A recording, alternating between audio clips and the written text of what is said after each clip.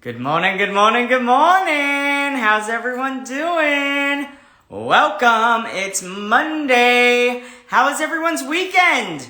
How was your weekend? My weekend was good. I got to relax. I got to do things that I haven't done in a while. I organized my DVDs. Yes, I still have DVDs. Which, by the way, I realized I don't have a DVD player, but I have DVDs and I hold on to them and I don't know why. Because I have all of my DVDs, everything I've ever wanted on Apple TV, but I still hold on to my DVDs. Why do we do these things? I don't know. I don't know why I do it, but I love it. And I loved organizing. I started organizing it by genre. Then I was like, no, not genre. I'm going to do it alphabetically. And then I did it alphabetically. And then I was like, maybe it'd be more fun to do it by actor. And then I was like, well, but I don't have that many and it literally turned into a crap show. But that's what I did this weekend. I organized. I turned into Monica from Friends, and I organized my life. I organized my house. I organized everything. I don't know. I don't know what's wrong with me, everyone, but that's what I did this weekend. I've got to tell you a funny story. So, by the way, today we're interviewing D'Andra Simmons. I love D'Andra, just on a personal level. She is just so kind. She's so smart. She's so beautiful. She's kind of everything you want a person to be. And so I'm excited to interview her. We're not talking about Real Housewives of Dallas, really. Because I think there's just so much more about her that's just so much more beautiful. So we're going to talk about those things that I love about her most. And, But, okay, so funny story. So I ordered DoorDash. And I was a little hesitant about ordering DoorDash because I was like, I'm ordering food I probably shouldn't order. Just unhealthy was not going to be pretty. And I'm waiting, and then all of a sudden it shows that it delivered. And I'm like, no, it didn't deliver. I was all upset. I was like, how dare you? Well, what did Mark Curran do? I sent it to someone else's house. So now I have to call that person and be like, enjoy the food that I just ordered, and then had to explain why I ordered a kid's meal times two. It's just something that would happen to me. Doesn't seem like that big of a deal, but yeah. So the person got a free dinner and they're like, yeah, we wouldn't ever eat any of this. And I was like, excuse me, you're not going to throw it away, are you? And they're like, no, I guess we could give it to our kids. I was like, so yeah, so I order enough food for kids. So there we go. Nate the Great, welcome, everyone. I'm so excited to see everyone. Like I said, I'm interviewing D'Andra Simmons. And, I think one of the things that I've noticed about interviewing reality stars is all of us think that we know so much about these people because we see their lives on TV. But you only see such a small portion, and you don't get to hear a lot of the things that I think you should hear about these people because they're amazing people. Hello, Mr. Conrad. They're amazing people, and they've got such great stories, and there's a reason that they're on the show. And a lot of times it's not the reason you get to see on the show. Why? Because they like the drama. They like all those things. I miss you too, my friend. I would love to see you soon. I would love it. I would love it. But so, yes. So there's a lot of things that I'm excited about just kind of not exposing, but sharing about D'Andra because she's such a beautiful person. She's an entrepreneur. She's smart. She's an amazing wife. Her husband is an amazing photographer and they have this life that I think needs to be celebrated so much more. So I'm excited about that. By the way, about every month I get a haircut, and my hairstylist had to change my appointment. So you're going to see my hair from this point start going pew, pew, pew, pew. It's not going to be pretty. I'm just warning you now. It's not going to be pretty. My hair's going to look awful. But it doesn't matter because today I really worked on it. I worked on it hard because I wanted to look really good for D'Andra. So we are just waiting for her, and it's going to be a fun conversation, I tell you, everyone. It looks like she's on. So D'Andra, just hit that button. Hit the button and let's get going. This will be a really fun conversation. If you don't know her, you're gonna love her. If you know her or you think you know her, you're gonna love her even more. I'm telling you, she's salt of the earth. She's kind, she's lovely, she's smart, she's kind of all the things you want a person to be. So, By the way, everyone asks me about this, and that is my bust of David in pink, because I believe that every man needs to have a pink bust of David in his home. So that's. Let me see if I can ask Deandra to come on. Let me see if I can invite her. It says unable to join. So Deandra, I'm assuming you're either on your computer or that you are that your app is not updated on your phone. But oh wait, here we go. Wait, maybe that's asking me. We'll see. I don't know. It just said on my end unable to join. So hopefully we. Hi. There's the gorgeous Deandra Simmons. Okay, so I was trying to do something better for you. I was trying actually to do it on my computer so you'd have a better view, but that didn't happen. So after about 10 minutes of trying it out, I said, forget it, we're going to do it like this. So here we are together. Here we are. How are you? I love you. I love you. How's everything going? Oh, well, Mark, we've been texting a little bit, so we know there's been a few difficult months, but I'm getting through it. And honestly, because of friends like you who check in on me and make sure I'm okay and let me know that you're thinking about me. I mean, that's if I didn't have friends like that check in on me and just say, hey, how are you? I'm thinking about you. That's just made everything so much better for me, honestly, because it's been hard. But tomorrow I get to go back to the doctor and I cross my fingers, get a walking cast for my other foot. So that'd be awesome. I mean, listen, like I said, if you need attention, we'll give you attention. You don't have to go and get your foot all broken and stuff. Oh my God, I don't need attention, Mark. Lord help me, no more attention. Lord help me, no more attention for me.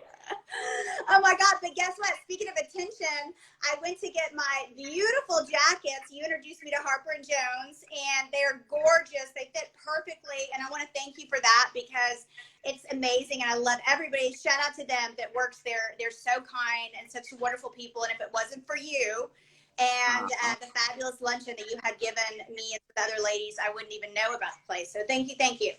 I mean, they changed my life. When I lost my weight and I finally got clothes that fit me, it changed my life. It like literally changed the way that I saw myself. And oh, someone just passed by. So yeah, Nolan is here from New York. He's going to turn up the light a little bit just to see if it makes it a little bit better. I mean, I think you look gorgeous. So Nolan is my stylist. Okay, that's better. And he's here from New York, and he's wearing my headbands. I'm wearing some headbands. He's here to try to put some clothes together for me and to try to do some. It's hard to do photo shoots these days with on like the scooter and the one leg and everything, but it's nice if you have people to help. So he's here to help. Oh, I love that. I got to tell you, so it's funny because when I announced that I was going to be interviewing you, I obviously I get a lot of DMs and a lot of questions and stuff like that. And I think one of the things that just shows me the type of person that you are is none of the questions were like questions of like, oh, well, what does she think about this? Or what, like anything tea, what do they call it? Like spilling the tea. But it was all questions about you. Like people want to get to know you so much more. And I love that. Like, I love that people see you for who you are, this amazing wife, an amazing entrepreneur, that you have this like truth quotient that is just amazing because you know how to like share truths with people at the same time doing it in a way with a love that is like, it's a love language. I don't know which love language it is, but you're so good at it. So I want to talk about the things that you don't get to talk about a lot, which first and foremost is this amazing relationship you have with your husband. Like, yes, I appreciate you saying that. And I was going to tell you, so when you said I'm truthful, one of my biggest strengths and biggest weaknesses is that I am very honest to a fault. And I think that's because I was talking to my best friend, Sydney. I don't know if you've met her or not yet, but I said, we grew up in the 80s and everybody grew up, our parents were the Ann Landers people, and Ann Landers said, don't say anything, don't carry out your garbage or, talk about your garbage or the things in the past, don't tell everybody all your stuff. And then we grew up in the 80s and the 90s where it was kind of the opposite. Like we revealed to heal kind of thing. And I'm still one of those people that's very expository about my life. And the reason I do that is because I have had a lot of things I've dealt with throughout my life, and I want to share in order to possibly help someone else because I've made it through to the other side. I mean, I still struggle with things all the time, but talking about them is obviously cathartic, but it also does help me. My husband always says, my wonderful husband, you just don't need to tell all that stuff. You can tell a little bit of it, but not all of it. But he's my biggest cheerleader, my biggest hero. We do have a very wonderful love story. We met in DC. I was doing a skincare Meet the Maker, and he was staying in the same hotel. And this guy said, oh, can we take your photo? Because I don't know if you know this, but I wear hats a lot. I love hats. And Yeah. hats is so fun. And if you have kind of the right face for a hat, it's, something that you like to wear. So I had this hat on, and so they said, may I take your photo? And I'm like, why do you want to take my photo? And they're like, well, we're doing a photojournalism weekend. So I said, okay, fine.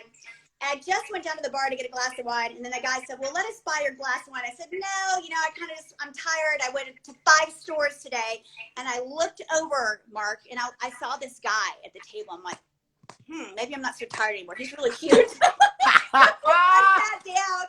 I sat down and literally he had to go around the whole table to get to sit next to me and talk to me. And he bought me a few drinks, and we exchanged numbers, but we were both in relationships. And I said, so nice to meet you. I'm involved with somebody, and I'm in a relationship, so I'm not a cheater. I'm very honest. As I go, I'm not a cheater. So I'm not happy, but right now I'm involved. So if I ever get out of this relationship, I will contact you, but do not contact me because I would never do that to the person, even though I'm not happy.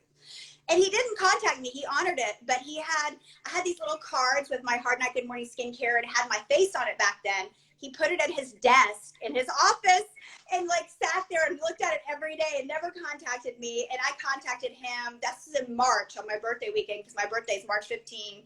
And I think it was in June or July, I had broken up with the person I was with, and I contacted him and I said, I don't know if you remember me or not, but this is a picture of me just in case you don't. He goes, of course I remember you. I said, well, I'm coming back to Washington, D.C., which is where he was based in Annapolis. And I said, what about having a drink? He goes, well, I'm on vacation 8 hours away, but I'm going to drive back 8 hours to take you to dinner. I knew that he liked me. Wow. So it's been like that ever since. And we have the thing about my husband, I think, and the real secret to a relationship, because obviously if you noticed last week on Housewives, I was engaged many times. I don't have a problem getting they put that up. They made sure we all knew how many times. And then they had me name them, and I was like, oh my God, that's a lot. I was like trying to go through. I don't know if they'll show that or not. It's so funny. But I had to name all them. And then last night, Jeremy wanted me to reorganize all my photos. I have a big box just of ex-boyfriends and ex-fiancés. Wow. I would have burned that box. I burned look at everything. that. I go, well, I went to the garage and all the photos of your ex-wife is out there too. So it's so funny. But anyway, I mean, the thing about my husband, I think the secret is that we enjoy each other's company. And I think that's so important because everybody knows, of course, chemistry and sex is really important in relationships, but that is going to be, that passion stuff is the first 6 months. It's oh, great, wonderful. But then you got to live with the person. Yeah. You got to day to day with the person, and you got to see that person in the good, the bad, the ugly, right now, where I am. My husband's dealing with, helping me in and out of the shower, helping me get around ambulatory wise. I'm not in the best shape, but those are the hard times, and those are the times when you make each other laugh, especially during COVID. So finding someone that you can laugh and cry with, and whether you have, my mother always told me this, whether you have money, no money, and whether you're living in a tent or you're living in a beautiful mansion, you can stay with that person, and that person can make you laugh with a smile and be with you through the good and the bad. That's the person you want to marry. Well, and listen, I'm just gonna say it doesn't hurt that your husband is hot. He's hot, but did you happen to see his duck and roll when he was making fun of me? He makes fun of me all the time. I died. I literally rewound it 3 or 4 times because I was laughing so hard. I was like, oh my, I just love that he has that type of humor. My husband, I think, is the funniest thing. I mean, I think he's great on the show because he does give that levity and that kind of like, you know, he makes fun of me and he makes fun of other people, but not in a nasty, mean way. You know, Yeah. he's just being silly and he's being himself. And I love a good joke. I mean, a lot of people, it's funny because the girls did not like Captain Brandy, but I'm having so many people reach out to me and they loved it. In fact, I have a contractor at my house today. You won't believe this. You're going to laugh your head off. He comes in, I'm coming down from to get my coffee this morning. He's like, oh, can I just ask you a favor? I said, what? He goes, well, my wife is really obsessed with Captain Brandy. And he goes, I just have to. I go, well, it's in the salon. Do you want me to go get it? So he took a photo with Captain Brandy and I sent it to his wife and that made her day. He's like, we just kept rewinding it and watching it. So there's some people that appreciate my, you know, quirky sense of humor. Here she is. Oh my gosh, there she is. There she is.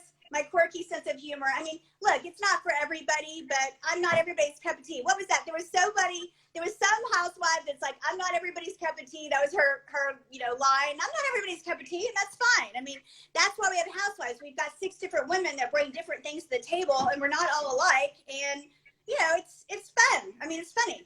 It's supposed to be a comedy. It's not supposed to be so serious all the time. And I think that Dallas, Mark, is different because Dallas does have more of a comedy, you know, a comedy lean to it towards compared to the other franchises. And I think that's something that I think I need to point out because we do stupid things. Oh, and I just saw Woody's on here, and Woody was one of the producers on season 3 of Housewives. He just said, hi, Woody. Hi, Woody. Hi, Woody. That's so funny. I have to ask because like one of the things that I love about you is that you are an entrepreneur. I love that you're a businesswoman. And I love, you know, one of the things that most people probably don't know about you is the absolute hands-on that you are with your business. Like most of the time, you know, with people that have your level of celebrity, they're not going to show up to all of the shows and all the trunk shows and you are literally there every time, and you are doing the hands and feet work of what you are doing. Like, and people don't know that about you. I think people think that you just sit behind a desk or go and have lunch and go, but they don't realize the time, the effort, and the empowerment that you give your staff just by who you are. And so I have to ask you about that. Like, you having such a hands-on approach of your business, do you think that is why you're successful, or what do you think brings you success? Because I think that's probably one of the main reasons that you're successful is your hands-on approach.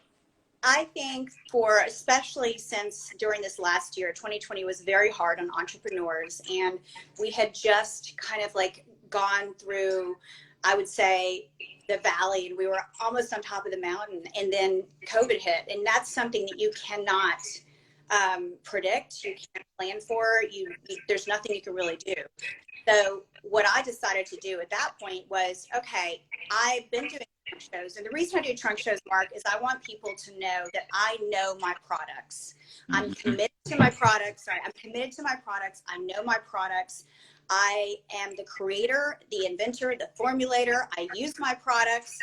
I worked with a lot of celebrities, meaning that I saw them when I was on HSN years ago, and I would ask them, because I was in my little infancy of creating products for my mother, and I would say to them, tell me about your products. And they would say, oh girl, I don't know anything about the products. I just have, this is what literally what they did to me. And I'm not gonna say names, but they go, oh, I don't know anything. This is what I know about my product. And here was a piece of paper, and they would go on HSN and read from the piece of paper. And I thought, you know, that's not for me. I want someone to understand that I know the genesis of the product. So I went into the lab and I created the products with the chemist. I mean, I'm not a chemist, but I go in there and I say, okay, I know the oil, the water phase, I know when you put the actives in. I did all that studying, you know, and so aloe vera is my delivery system. I studied why I wanted aloe vera instead of water as my basis. And somebody just asked me, hardnightgoodmorning.com is my skincare line. You can look it up on my Instagram, it's there. And also Ultimate Living is my nutrition line. My mother's a cancer survivor. That's how this all started, is she decided to make products almost 26 years ago because she'd had cancer. And there was one product that she found, which was a green food product from Japan. There was nothing else on the market in the United States. She was the first woman to create a green food product in order to give you the phytonutrients, the immune system builders, to be able to fight diseases and to prevent, degenerative processes in the body. I can't say that it cures anything because, that's not, we can't do that. But everybody knows that prevention and staying healthy, whether you're juicing or you're taking green food powders, or you're taking collagen because of anti-aging, there's so many different things people are taking these days. It's very important because you're not going to get the nutrients and the vitamins from your everyday diet, even if you're eating all organic, because of the fact that our soil is nutrient deplete. So you have to make that up somewhere. In addition, with skincare, my mother and I were doing a lot of these infomercials, and people were asking about our skin.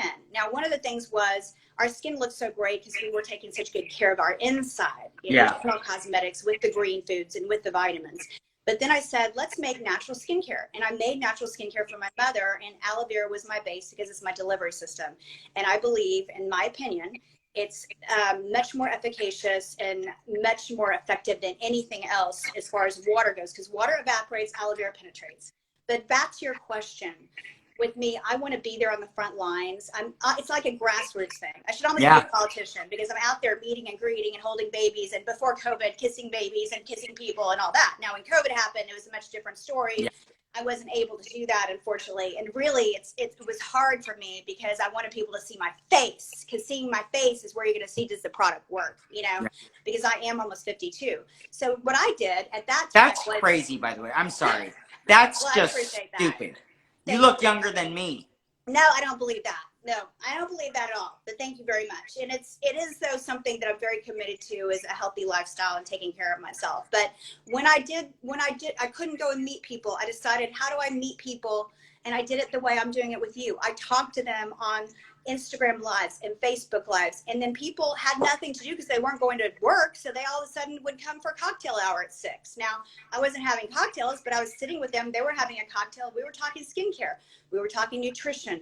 We were talking what kind of things do you want to take to boost your immune system, especially right now. So we started talking about these really important things that maybe people didn't really have those conversations before with owners of companies.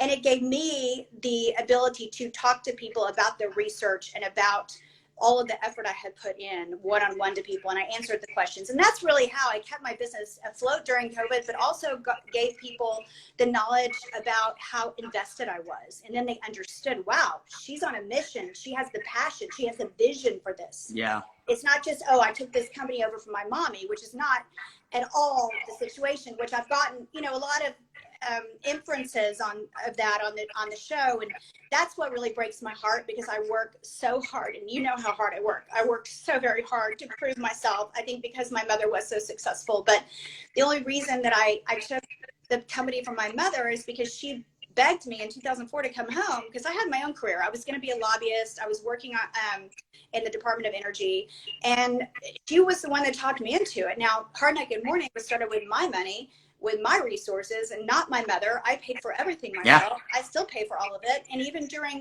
when my mother had given me the company, it was not in a good place. And it was because when my father passed away, she didn't pay attention to it. So, and she wasn't willing to put the resources in. So I put the resources that I had in, and it's still thriving. It's still surviving. We're doing well. We just launched some new products. But I thank you so much for asking about that, because it is my love, my baby. But again, I don't think people realize. Yeah. let's just give people the benefit of saying, yeah, your mom gave you the whole business, which is not true. Not true. You worked your ass off for what you have today. But even if that were the case, that does not diminish what you've been able to do with the company. That does not diminish the fact that most people can be given things left and right, but if you don't take care of it, if you don't know how to take care of it, doesn't matter. You could be given something all day, every day. But the fact that you created your own products, the fact that you have created your own brand, the fact that you are where you are because of you, is the part that people need to know, and that part that people need to celebrate. I mean, it's funny, like Justin Pelcher, who is actually on talking, I told you when we really first met, I was like, I want to write an article on you. I want you in my magazine. And he's the guy that I've decided to write your article because he got it. And he said that. He goes, oh, I want to talk about her as an entrepreneur. I want to talk about her and how she has been able to build something from nothing. And I was like, you get it? And so you're the one who's going to write it. Because it just, people don't see that. They don't see that. And it frustrates the heck out of me because I know that that's the truth. And I know that we don't get to see enough of how you have built this brand. Well, I appreciate that. And I think, the hardest thing about being on Housewives, which I know people want to see the drama and they want to see all the interaction between the cast members and the friends, and, mama drama is very popular. So instead of focusing, you got to see a lot about the business, but you didn't get to see how hard I worked. You still haven't seen that. And that's kind of the hardest thing for me because, people don't know what a serious businesswoman I am. And there's really nothing I can do because once the show is shot, it's shot, and that's fine. And I'm very grateful because if I didn't have that platform, my business may have not made it because we were in a very serious situation when I took it over. But speaking of that, I'd like to interject something. When you saw my mother that had given me the $100,000, the reason she did that, it wasn't for COVID. It wasn't because I couldn't manage a business. It was because, and I couldn't say this because, and I'm going to be very careful about how I say it. I had taken some information to her and really given her the evidence of why the business wasn't doing well. So she said, I'm sorry that went down on my watch. I'm going to make up some of that financially for you because it's my fault. That's why she wrote me the check. It wasn't to save me or my mommy writes me checks or whatever, Yeah. So it was because she realized on her watch there was a lot of bad mistakes made and she wasn't watching her employees.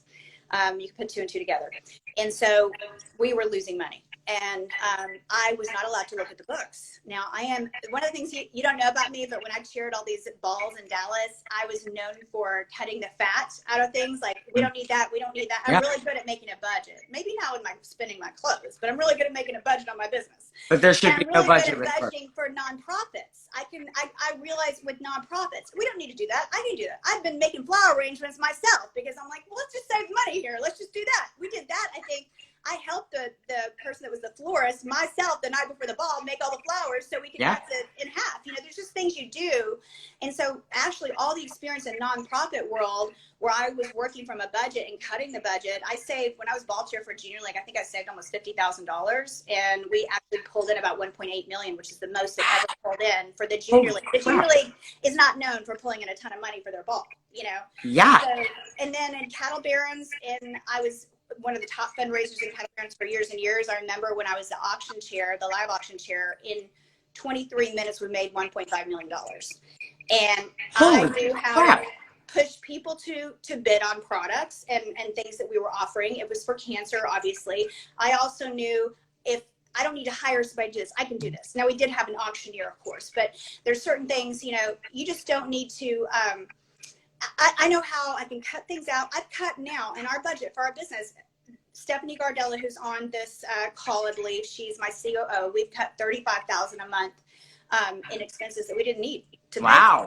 Including we moved the office home just because Travis Holman had given me that advice, which I listen to people that know what they're doing and are successful businessmen and women. I listen to them, and I listened to Travis, and we brought the business home, and everybody's happier working from home right now, and it's a safer environment, and commute is much less. So as long as you have committed staff and committed employees, you can make it work. So well, but let's be honest. An amazing staff starts from the top and trickles down.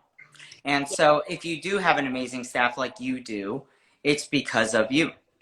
Because if the person at top is not what you are, then you're not going to have the amazing staff. If you have an amazing staff, it's because of you. And so, I mean, bravo. I believe that. I also believe that, one of the things as a business person you have to be able to do is delegate. You can't do everything. And you also have to find out what are your talents and what is this other person's talent. My talent is what you said, is meeting and greeting and talking to people and explaining my products to them and showing up. My talent is showing up in being a spokesperson and doing the interviews and things like that. But my talent is not working on the spreadsheet or the ship station problems or the fulfillment house. I mean, I go to the fulfillment house a lot, but I mean, that's not my talent, you know. So we kind of have to delegate people that do certain things better, and a lot of people don't. They're like this, and I'm a white knuckler. I'm a white knuckler, like control, control, control. But then I realized I gotta let it go. My grandfather used to tell me you can hold a lot more sand with an open palm than you can with a closed palm. Yep, that makes sense. Oh, I love that. I'm gonna write that down. Nolan, can you hear that? and I use that. I mean, listen, doing the magazine and stuff, like, yes, you want it's mine and I can do it, and then you have to realize, like, no, I've got to keep an open palm with this, because at the end of the day, I can hold a lot more sand with an open palm than I can. Well, with a magazine, in your case, for instance, you've got so many, you know, things to juggle. I mean, my God, you've got the deadlines, you've got all these writers. Some of them are going to be on time and bring exactly what you need. Other times you're probably gonna have to re-edit the entire article, and that's frustrating, and you're not planning on that. And so you don't have like a real 9 to 5 job, because whenever you get things turned in, you're like, it has to be done right then, and you want it to be a quality and a standard that people are expecting from you. I cannot imagine. I would probably drive everybody crazy if I had your job. No, you'd probably do a lot better job than I do. Let's just be honest. Let's just be honest. You'd do a lot better job than I would do. You know, one of the things that I love most about you is your absolute passion for the things you love. And, you know, people ask me all the time when they find out that I know you, they ask me obviously about you. And I said, you know, one of the things that I love is that, and I hope you take this the right way. Every time I talk to her, I know there's going to be a tear, because there's so much passion in what she does that it just flows out of her. You do not do anything that you do not believe in or have passion in. And is that something that has always been the case for you? I think it's something, if I commit to something and I'm very excited about it and passionate about it, yes, there is that tenderness that you probably would only see from me if you are a good friend like you are. And I think I feel very open. And so whenever we do talk together, I will tell you, this is happening in my life. This is not happening in my life. I will share with you probably more, Mark, than I share with other people. Because I do trust you. I do trust you, and I know that you've been through, you know, some challenges like I've been through, and so that's why I feel very open and able to talk to you. I don't need to hide or put a wall up. Yeah. But I'm not really one that, especially with regards to the last 4 years being on a reality show, I've taken a lot of those walls down. But when I get excited about something, I am 100% excited about it. If I'm not into it, then, you know, I'm not going to be into it, and I probably shouldn't. I've learned not to take everything that is offered to me. I've learned to say no. Yeah.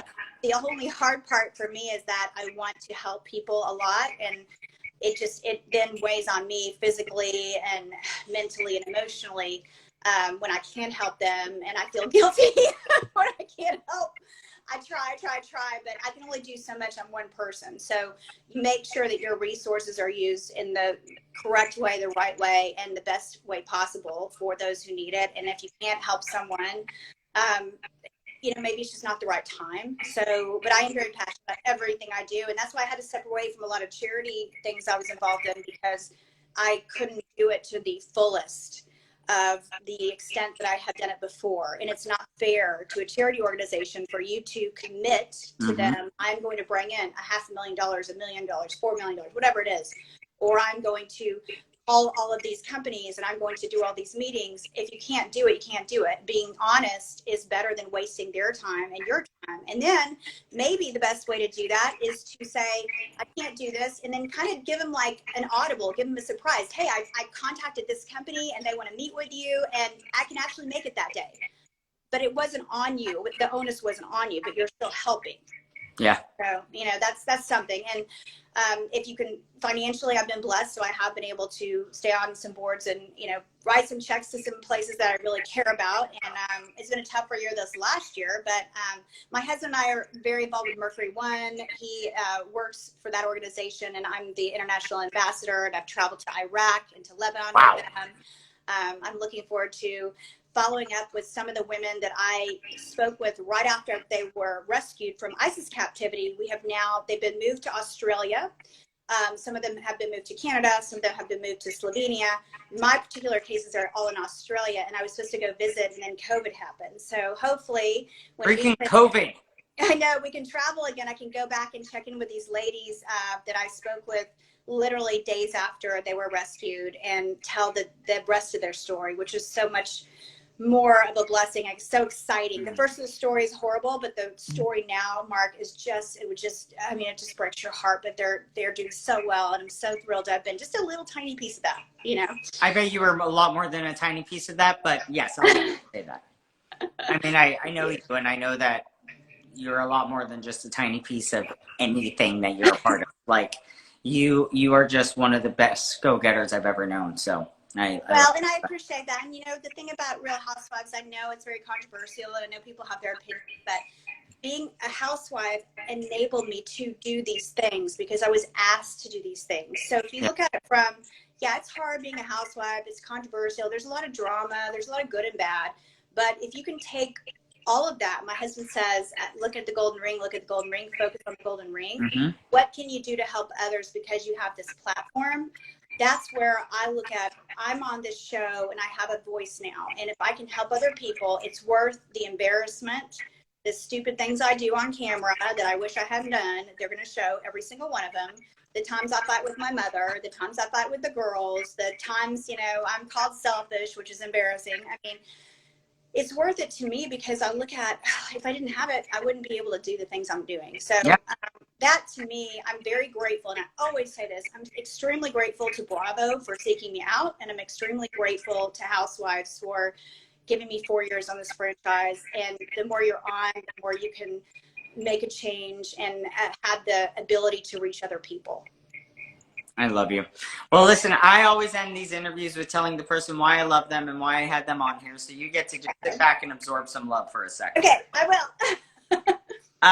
D'Andra, first and foremost, I love your authenticity. I love that you are exactly who you say you are, what you put out there, because who you are behind closed doors that's the person that matters, and that is the person that we all get to see. Like, there's no pretense with you. You are who you are. I love that you are not only just an entrepreneur, but you're an amazing businesswoman. Like, I don't understand why you do not write books on how to do business and your insight on business, because you truly are such an incredible businesswoman. The things you've been able to do with the economies that we've had, with the downfalls, with COVID, with all, like, the fact that you've been able to be and create the things you've been able to over the last 5, 6, 7 years is incredible. And that comes 100% from you. I love that you are, first and foremost, you are an amazing wife and daughter and friend, and then you allow yourself to do all the other things, and just having that level of realness about you is just so beautiful. I wanted to interview you because I didn't want to talk about necessarily Real Housewives and the gossip and all that. I wanted to talk about the beautiful woman that you are off screen, because people catch a glimpse of it on screen all the time, but they have no idea of the level of beauty that you are, the level of entrepreneur, the level of businesswoman. I love your heart. You have such a beautiful heart. When I connect with you, I was telling someone this yesterday. When you connect with D'Andra, she stops and she spends a life moment with you. That's just who you are. You spend moments with people, and people feel loved and seen and heard. And, you know, one of the things that I think I've recognized most, and, you know, we're not best of friends, but the reality is that I would walk in front of a bus for you from the moment I met you, because you have this soul that is worth protecting, worth celebrating.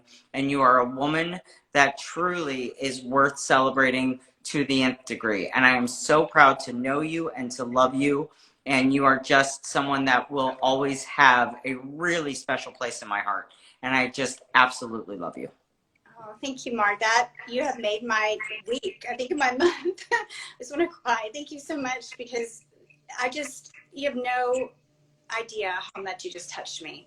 And I know that you know me because we've had some conversations about real things in my life and real things in your life, real hurts, Yeah. real experiences.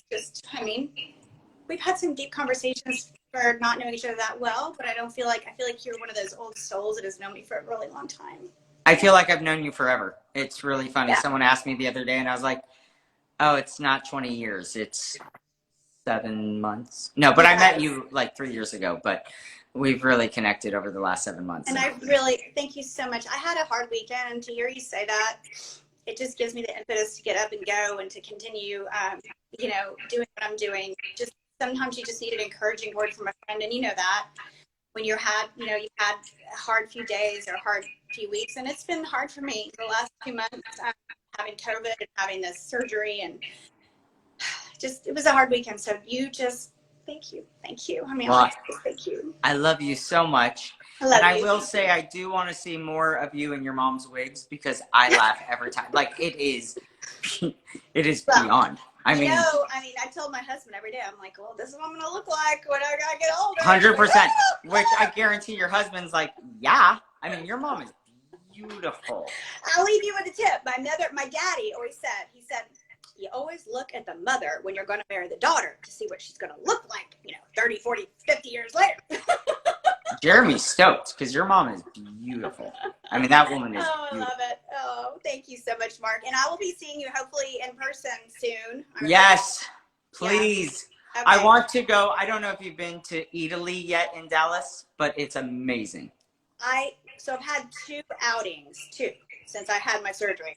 One of them was to Italy only because my mother is going to be 80 February 22nd. So we had a dinner reservation, and I said to her, look, I know you're going to have a lot of birthday parties coming up, but we have it for this day for, this amount of people. It was a private room for 8 people, and just so everybody knows, everyone there had either had COVID or had the vaccination, okay? Everybody there.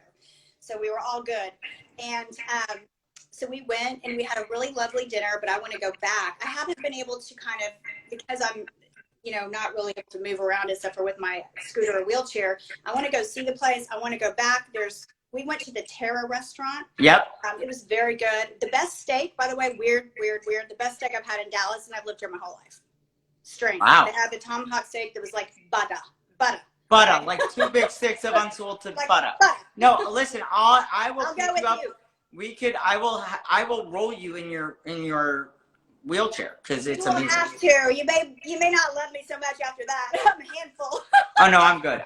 I am so good at I'll rolling go people with in you. wheelchairs. Mama Dee has been dying to meet you, so she will go back. In fact, she keeps telling me she wants to go back. She had such a good time.